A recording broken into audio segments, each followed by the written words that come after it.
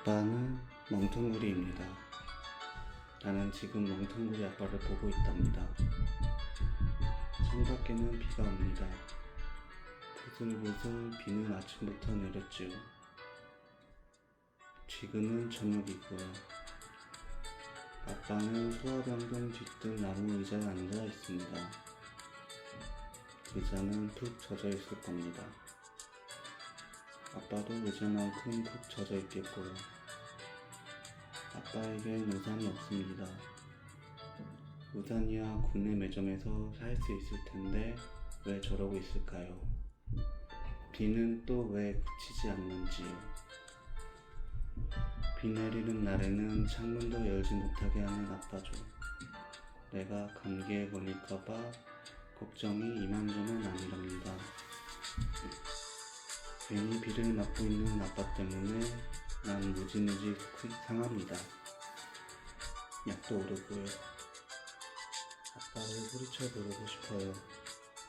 비 맞는 이유도 따지고 싶어요. 아빠는 어른이고 가은이는 꼬마이기 때문이지. 이렇게 아빠는 말하겠죠. 난 얼른 고개를 끄덕이겠고요.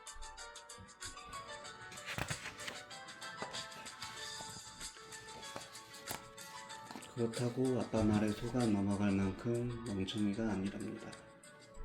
빗방울이 미사일처럼 꼬마만 겨냥해서 떨어질 리 없잖아요. 세상에서 일어나는 많은 일들을 나는 알고 있답니다. 다음 달이면 3학년 여름방학이에요. 초등학생이 된 후로 학교에 간 날을 몽땅 합쳐봤자 6달도 안 돼요. 걱정이에요, 걱정. 하지만 저는 5학년 형들의 수학 문제도 풀 수 있답니다. 어느 때는 내 자신이 아주 자랑스러워요. 가끔은 자랑할 사람이 없어서 억울하다는 생각이 들어요. 기껏해야 아빠인데 아빠는 빙그레 웃으며 말하곤 합니다. 공부는 살아가는 게 열이라면 그중 하나밖에 안 된다. 아빠한테 묻고 싶어요. 9은 무엇이냐고요. 마음대로 물을 수는 없어요. 왠지 아빠 자신도 자세히 모르고 있다는 생각이 들어서죠. 만일 아빠가 살아가는 것에 필요한 나머지도 알고 있다면 저렇게 쓸쓸하고 힘없는 모습은 아니겠죠. 지금 아빠는 슬플 겁니다. 슬퍼서 먼데 하늘을 바라보며 멍텅구리처럼 비를 맞고 있겠죠.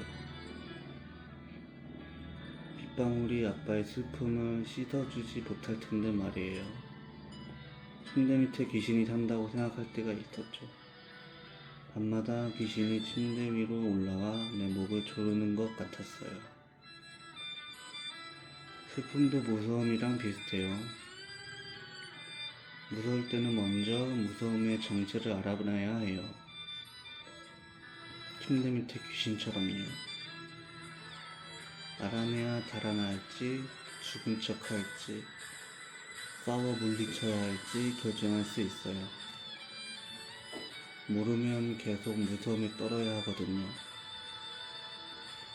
아빠는 슬픔의 정체를 아직 모르고 있는 거예요. 어쩌면 아예 생각도 하고 싶지 않거나. 아빠가 점퍼 주머니를 뒤집니다. 뭘 찾는지 알만해요. 담배입니다. 내가 세상에서 미워하는 것들을 차례대로 적어본 지 있었지요. 모두 25가지였고 담배는 13번째를 차지했어요. 아빠를 사랑해요.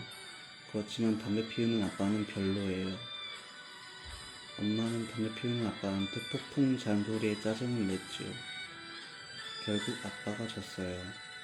그런데 내가 다시 입원하면서부터 또 피웁니다. 담배를 피우는 것과 끊는 것 모두 아빠가 알아서 할 일이긴 하지만 난 정말 못마땅합니다. 엄마처럼 잔소리나 짜증을 부리진 않아요. 사랑하는 사람을 위해선 싫은 일도 참아낼 줄 알아야 한다고 아빠가 말해준 적이 있습니다. 내가 세상에서 제일 사랑하는 사람이 아빠고 그러니까 아빠가 좋아하는 담배쯤은 참아야 한다고 생각해요. 우리가 아파트 20층에 살 때가 생각납니다. 아빠는 베란다로 통하는 유리문을 열고 나가 담배를 피우곤 했죠. 엄마가 거실에서 담배 피우는 거를 금지시켰기 때문이에요. 베란다 난간에 기댄 채 푸푸 담배 연기를 뿜어내는 아빠의 모습이 난 마음에 들지 않아요. 저 밑에서 커다란 손 하나가 불쑥 올라와 아빠 다리를 냈다 놨다 칠 것만 같았지요. 나는 겁쟁이가 아닙니다. 겁쟁이라뇨. 의사 선생님들은 씩씩하다며 엄지손가락을 치켜 세우는걸요. 사실 우리 병실에서 나보다 주사든 약이든 잘 참아내는 아이는 없답니다. 하지만 높은 곳에서 아래를 내려다보면 그만 가슴이 콩알만하게 오므라듭니다. 나도 모르게 찔끔찔끔 오줌이 새어나올 것 같아요. 그네를 타거나 미끄럼틀 위에 올라가는 것도 그래요. 한 번은 놀이동산에 가서 플래시 팡팡이라는 놀이기구를 탔는데 까무러치는 줄 알았어요. 그때 결심했어요. 어른이 되어도 비행기는 절대 타지 않겠다고요. 베란다에 서서 담배 연기를 뿜어대는 아빠. 그때 내가 정말 싫어했던 것은 까마득히 높은 20층도 담배도 아니었을 거예요. 우산도 없이 비를 맞고 있는 지금의 아빠처럼 쓸쓸하고 힘없는 모습이었겠죠. 난 꼬맹이가 아니랍니다. 그런데 아빠는요, 아직도 꼬맹이 취급이에요. 내 앞에 있을 때면 세상에서 제일 용감한 사람이 바로 아빠인 것처럼 행동합니다. 돌아서면 금방 지금 같은 모습으로 날 속상하게 만들 거면서요. 난 백혈병에 걸렸습니다. 아빠는 무슨 병인지 말해주지 않았어요. 단 한 번도 앞으로도 그렇게 뻔해요. 우리 병실에는 온통 백혈병과 백혈병 사촌인 재생불량 성빈혈 환자들만 있어요. 알고 싶지 않아도 저절로 알게 된답니다. 백혈병이 얼마나 끔찍한 병인지도요. 나는 키가 작은 편이에요. 백혈병에 걸린 2년 동안 다른 애들은 쑥쑥 자랐지만 나는 그대로랍니다. 백혈병이 내 키를 나무 기둥에 쾅쾅 못 박아둔 거죠. 또 백혈병은 심술쟁이 고양이 톰 같아요. 나는 쇠양쥐 제리꼴이고요. 아무리 도망쳐도 끈질기게 쫓아오는 고양이 톰처럼 나를 못사게 구지요. 이번가 퇴원, 이번가 퇴원. 2년 전부터 계속 그러고 있습니다. 세어보지 않았지만 10번도 넘을 거예요. 짧으면 일주일, 길면 2달씩. 오늘로 다시 입원한 지 한 달하고도 보름이 지났어요. 벌써부터 아빠한테 퇴원하자고 말하고 있답니다. 아빠는 꿈쩍도 않고요. 어쨌든 빨리 퇴원을 해야 할 겁니다. 아빠는 이제 빈털터리가 분명해요. 업무과에서 아빠를 부르는 일이 많아졌거든요. 병원비가 밀렸기 때문이겠죠. 정말 어쩌려고 저런지 모르겠어요. 아빠는 두 손 점퍼 주머니에 넣고 있습니다. 결국 담배를 찾지 못한 모양입니다. 아까처럼 하늘만 바라보고 있습니다. 두꺼운 구름이 가득 들어찬 하늘입니다. 꼭 아빠의 가슴속에 들어있는 슬픔처럼요.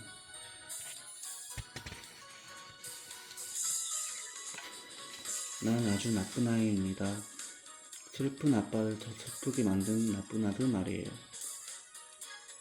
아무리 아프고 힘들어도 그런 말은 하지 말 걸 그랬어요. 난 어째서 이렇게 생각이 모자란 아이일까요? 하지만 어쩔 수 없답니다. 저절로 쏟아지는 코피처럼 저절로 튀어나온 말이었거든요. 아빠에게 미안하지만 그 말은 진짜였어요. 내 생각 그대로였어요. 백혈병은요, 나를 죽일 수 있을 만큼 큰 병이에요. 그동안 실제로 죽는 아이들을 봤답니다. 자다가 죽은 아이도, 고함을 지르다가 갑자기 뚝 숨이 멈춰버린 아이도 있었죠. 내가 만약에 죽게 된다면 자다가 죽은 아이를 닮았으면 좋겠어요. 백혈병에 걸렸다고 모두가 죽는 건 아니래요. 병원에서 시키는 대로만 하면 백혈병을 이길 수 있대요. 완치가 되어 건강하게 살고 있는 영재 누나처럼요. 자꾸만 자신이 없어져요. 내 힘으론 도저히 물리치지 못할 것 같아요. 기대하는 게 좋아요. 기도를 하면 시간이 빠르게 지나가거든요. 아픈 것도 잠깐 잊어버릴 수 있고요. 그렇지만 옛날처럼 병이 낫게 해달라고 기도하진 않아요. 하나님, 날 빨리 하늘나라로 데려가 주세요. 주일학교 전도사님은 말했어요. 하늘나라는 온통 황급길로 되었고 아픔도 슬픔도 걱정도 없다고. 황금길이든 말든 아무래도 괜찮아요. 아픔도 슬픔도 걱정도 없으면 어서 빨리 이곳으로 가고 싶어요. 이제는 내 병이 지겨워요. 정말 지긋지긋해요. 아빠도 그럴 거예요. 또 빈털터리 아빠를 위해서도 그 편이 훨씬 낫다고 생각하고 있어요. 내가 하늘나라로 가버리면 아빠 혼자서 어떻게 살아갈까요? 엄마가 떠났을 때처럼 진탕 술만 마실까요? 그게 무지무지 걱정이랍니다. 선생님, 더 얼마나 아파야 죽게 돼요? 모르는 다람쥐꼴을 한 채 골수를 채취당하던 아이의 입에서 처음으로 흘러나온 말이었다. 아이는 아프다고 호소하지 않았다. 비명을 지르지도 않았다. 울부짖을 힘조차 남아있지 않기 때문이었다. 그저 부르르 진저리 치고 있을 뿐이었다. 골수 검사가 시작된 이후 그는 줄곧 생각했다. 아이의 울부짖음이라도 좋으니까 들었으면 좋겠다. 다른 아이들처럼 아따구린을 쓰며 몸부리치는 모습을 본다면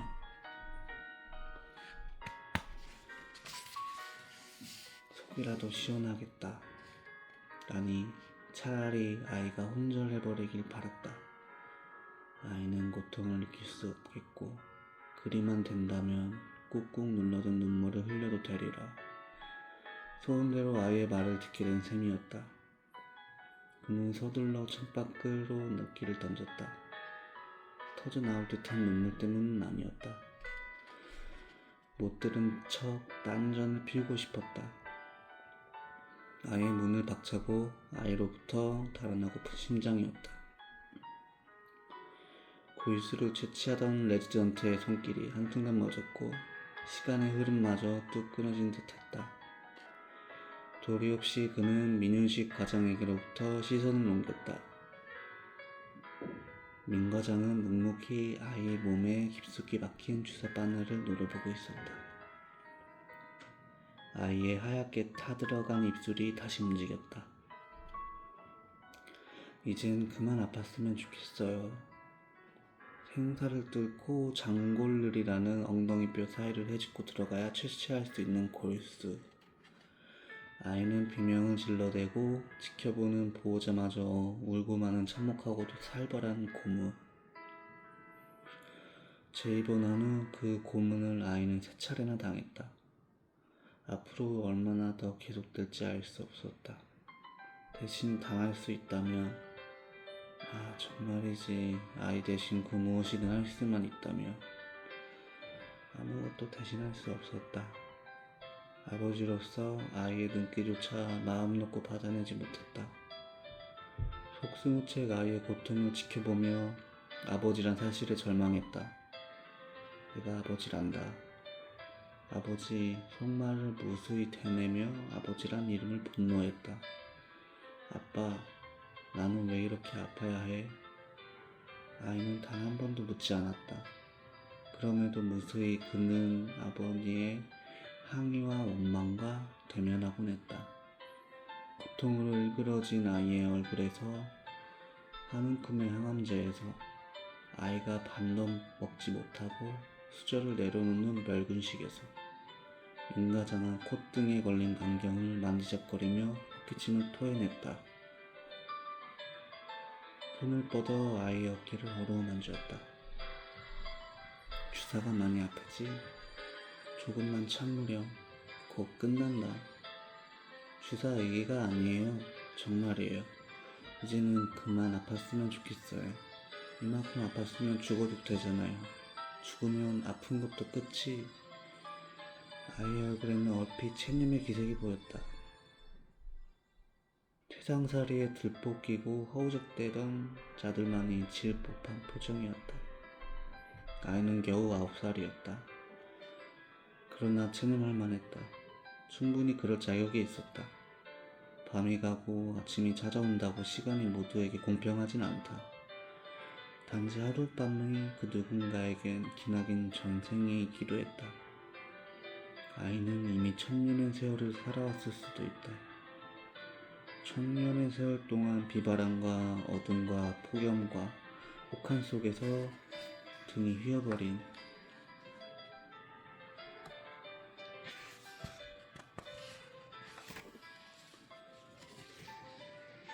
한 그루 나무가 어쩌면 아이의 진짜 모습이리라.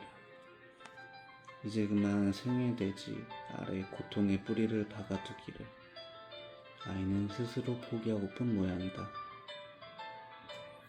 아픈 것은 좋은 신호란다.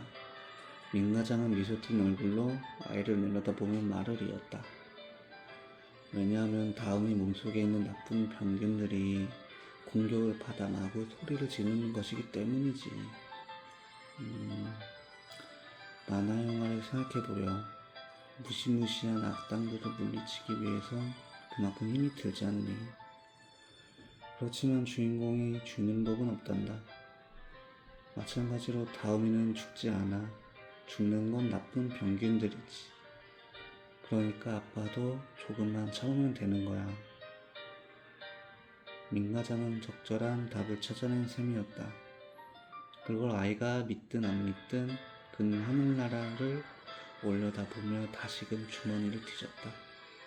담비에는 어두에도 없었다. 왜 이리 허망할까? 고작 담배가 떨어졌을 뿐이었다. 그는 고개를 돌려 아이의 병실을 바라보았다. 창가에 그림자 하나가 얼핏 사라졌다. 아이였다. 골수검사실에서 병실로 옮겨 진통제를 맞고 잠든 걸 확인한 지 고작 1시간쯤 흘렀을 뿐이었다.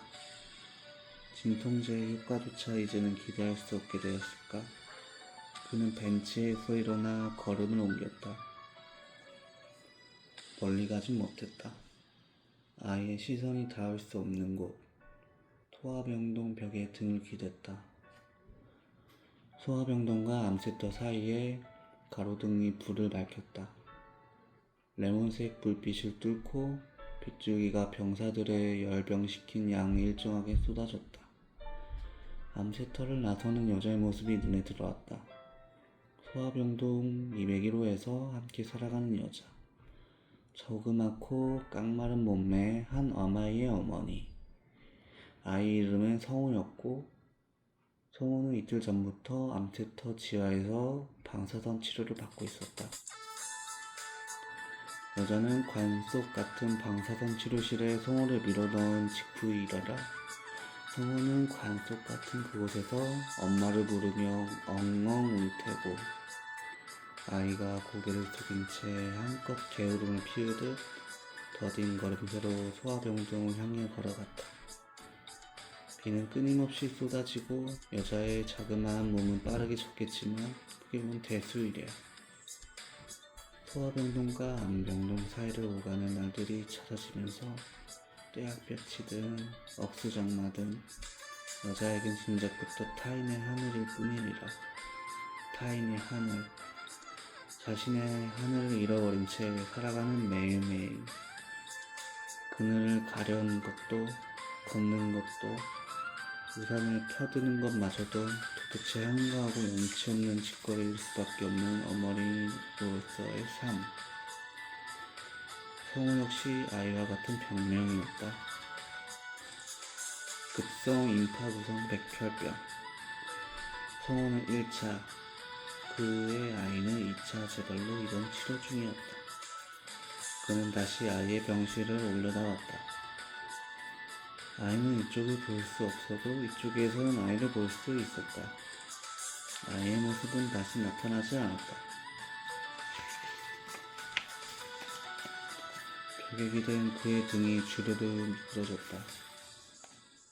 그는 두 손으로 머리를 감쌌고 감싼 머리를 두 다리 사이에 묻었다.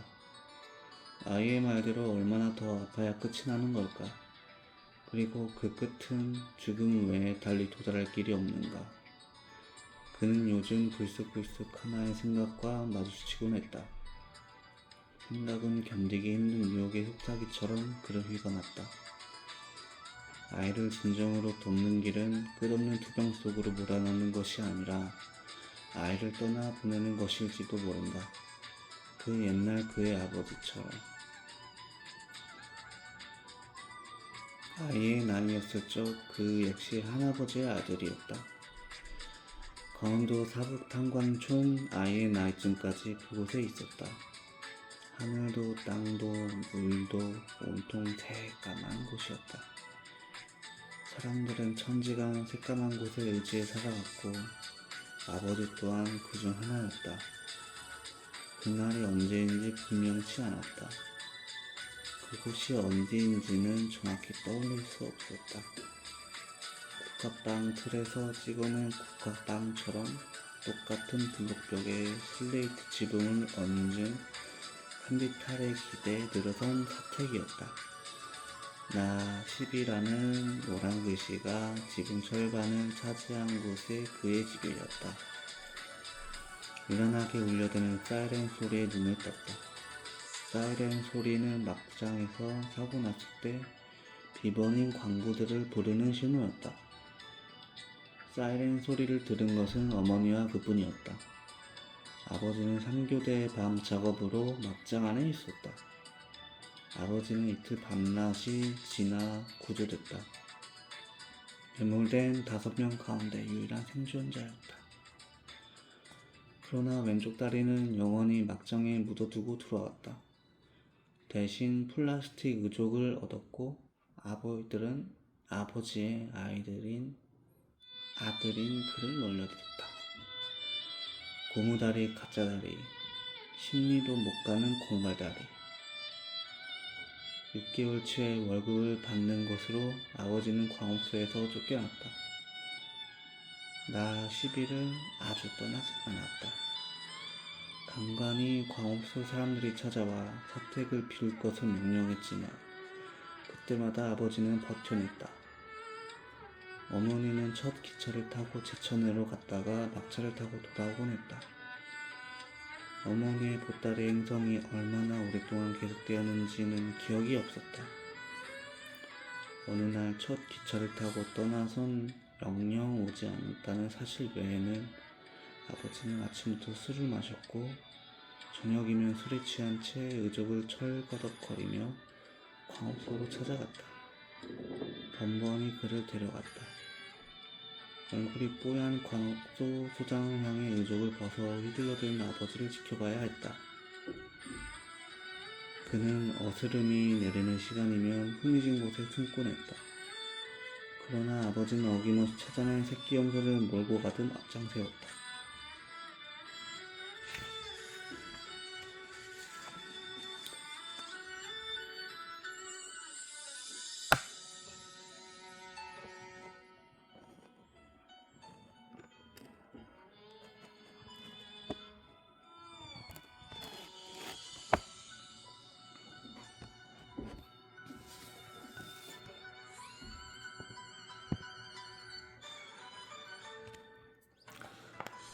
하필이면 그날 여느 때보다 더 꽁꽁 숨어버렸을까?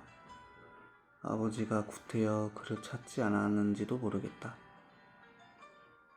그날 이후로 다시는 광업소에 갈 일이 없어졌다. 왜, 어디로 어떻게 떠났는지 아무도 말해주지 않았다. 아버지가 얼굴 뽀얀 소장에게 의족 대신 칼을 휘둘렀다는, 그래서 기약 없이 콩밥을 먹어야 한다는 이야기가 한동안 사태주의를 불길한 전염병처럼 떠돌아다녔다. 그는 전염병에 등이 밀리듯 사택을 떠나 친척집으로 돌아갔다. 아버지가 2년 만에 돌아왔다. 의족은 어쨌는지 목발을 집은 채였다. 아버지는 왼쪽 바짓단을 둘둘 말아 허벅지 부근에 고무줄로 칭칭 감아놓았다. 누구라도 아버지가 외발인 걸 단박에 알아차릴 수 있었다. 그러나 누구라도 아버지가 콩밥을 먹었다는 사실은 쉽사리 짐작할 수 없을 것이었다. 까까머리가 아니라 잿더미에 머리를 수두져 박았다 빼낸 듯한 더벅머리였으니까. 어딘가를 한참 헤매다가 돌아온 모양이었다. 아버지를 따라 얹혀지는 친척집을 나와 기차를 탔다. 제천역 근처 여인숙에서 하루 밤낮을 보낸 뒤였다. 아버지는 줄곧 그를 외면한 채 벽을 향해 돌아누워 있었다. 군데군데 쥐 오줌이 번진 천장에선 쥐들이 우르르 딱딱 달금질을 쳤고 그의 배에선 연신 꼬르륵 소리가 났다. 마침내 아부프가 물었다. 배고프냐? 그가 고개를 끄덕이자 아버지는 몸을 일으켜 방을 나갔다. 30분쯤 지나 아버지가 돌아왔다.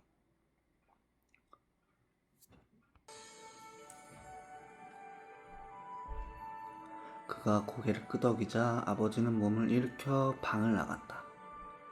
30분쯤 지나 아버지가 돌아왔다. 다시 그만큼의 시간이 흘러 짜장면 2그릇이 방으로 들이밀어졌다. 짜장면은 기가 막히게 맛있었다. 줄어드는 것이 안타까워 자주 젓가락질을 하기 힘들 만큼 짜장면은 다 먹은 후였다. 아버지가 안주머니에서 누런 봉지를 꺼내며 물었다. 아버지가 봉지에 든 좁쌀 크기의 알약을 한 움큼 그의 손바닥에 털어놓았다. 자신의 손에도. 그럼 이제 소화제를 먹자. 그는 알고 있었다. 나 12호 부엌 한 구석. 식은 밥 위에 올려놓던 쥐약이었다. 부엌 바닥에 발랑 뒤집혀 바동대던 쥐들의 몸부림이 떠올랐다. 자, 먹자. 그는 정직하게 말했다. 아버지, 이건 쥐약이잖아요. 아주 오랫동안 아버지는 아무 말도 하지 않았다. 그저 캥한 두 눈으로 그를 바라보았을 뿐이었다. 그는 쥐약을 올려놓은 손을 힘껏 쥐고 있었다. 손바닥이 땀이 배어 좁쌀 알약이 조금씩 녹아나갔다. 천장에선 쥐들이 여전히 우르르 딱딱 다름질을 쳐댔다.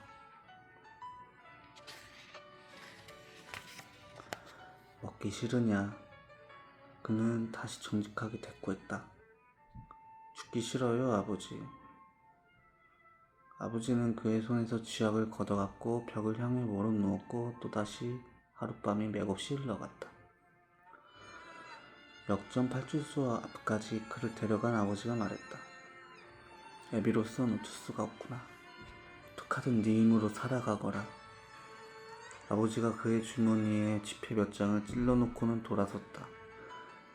그는 멀어져가는 아버지의 뒷모습을 바라보았다.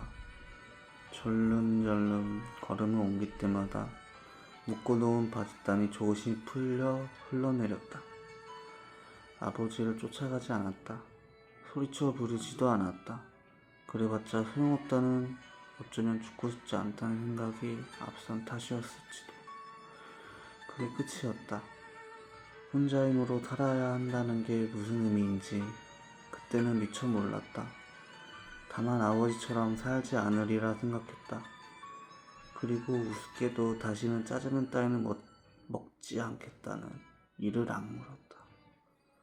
아버지를 이해할 수 없었다. 아버지를 이해하고 싶지 않았다. 아니, 증오했다. 아니, 아버지의 힘조차도 기억에서 지우려 했다. 아버지의 말대로 어떻게든 혼자 힘으로 살아가야 할 고단한 세상살이였으므로 아주 오랫동안 아버지를 잊었노라 생각했다. 아내가 임신을 말했을 때 낡은 앨범에 첫 장을 넘기듯 아버지의 얼굴이 되살아났다. 아버지가 된다는 사실이 몹시 난감했다. 세월이 흘러 산부인과 대기실에서 그의 이름이 불릴 때까지 줄곧 혼미했다. 아들을 버린 아버지의 망령이 자신의 어느 곳엔가 달라붙어 있을까 두려웠다. 강구에 쌓인 아이와 처음 상련한 순간 그는 제깍 난간함과 혼미함과 두려움 따위에서 벗어났다. 마침내 아버지가 되었다. 아버지가 되기를 간절히 소망하진 않았다. 그러나 살아야 할 숱한 이유들이 아이를 향해 흘러가리라는 예감이 그를 관통했다. 아버지와 자식이라는 이름의 끈, 참 기묘한 연결이었다. 의도하거나 가고치 않아도 시간의 흐름에 따라 절로 견고해지는 감정의 교류였다. 아내가 떠나고 아이의 투병이 계속되면서 더더욱 아이의 병세는 하루를 기준으로 오르락 내리락 했다. 오늘 좋은 듯 하면서 내일은 어김없이 악화됐다. 아이의 상태가 좋은 날은 그 역시 가벼운 마음으로 하루를 보낼 수 있었다. 아이의 병세가 악화됐다면 제 아무리 유쾌한 일이 있더라도 그에겐 부질없는 호사일 뿐이었다. 아이가 그의 구심점이었다. 태양을 중심으로 도는 태양계의 행성이 바로 그의 삶이었다. 만일 아이를 잃게 된다면 원심력에 의해 세상 밖으로 튕겨져 버리리라. 살아야 할 숱한 이유들 대부분 잃어버린 채 세상 속에 뒤섞여 웃고 떠들고 노래할 수는 없는 노릇이었다. 그런데 아이는 물었다. 얼마나 더 아파야 죽게 되느냐고. 이만큼 아팠으면 죽어도 되지 않느냐고. 아이의 병실을 나선 이후 그는 줄곧 생각했다. 죄악을 손에 쥐어주던 아버지와 아이의 고통을 속수무책 지켜볼 뿐인 자신의 거리가 얼마쯤 될까. 파출소 앞에 자신을 남겨두고 절름거리며 멀어지던 아버지의 뒷모습처럼 죽음 앞에 아이 홀로 남겨둔 채 이미 등을 보인 것은 아닐까. 어제 저녁 무렵 온병으로 온 영재가 망설이다가 제 경험인데요 라며 말을 건넸다. 투병 중에 제일 견디기 힘들었던 육체적 고통이 아니었어요. 곁에서 간병하는 엄마의 지친 모습을 볼 때였어요. 그의 얼굴에서 그 옛날 어머니의 지친 모습이 엿보인다고 덧붙였다. 아이가 처음 입원했을 때 영재를 만났다. 당시 여고생으로 중증 재생불량성 빈혈로 투병 중이었다. 백혈병에 못지않은 난치병임에도 미소를 잃지 않았던 소녀는 완치 판정을 받아 의대생이 되어 있었다. 영재는 아이가 재입원하면서 일주일에 한 차례씩 찾아왔다. 하나님께서는 모든 문을 닫아주시지 않아요. 어딘가 분명히 반드시 그곳에 출구가 열려 있더라고요. 다음이는 결국 싸워 이길 거예요. 앞으로 아주 잘 살 거고요. 그러니까 아저씨가 먼저 지쳐서는 안 되잖아요. 영재의 말대로 그는 지쳤다. 끝이 보이지 않는 나락으로 떨어지며 허둥대고 있었다. 아이가 고통으로 몸부림칠 때마다 생각했다. 그만 우리의 삶도 여기서 끝내는 것이 좋지 않을까? 세상에는 사랑의 힘으로 도무지 맞서지 못할 것이 있으며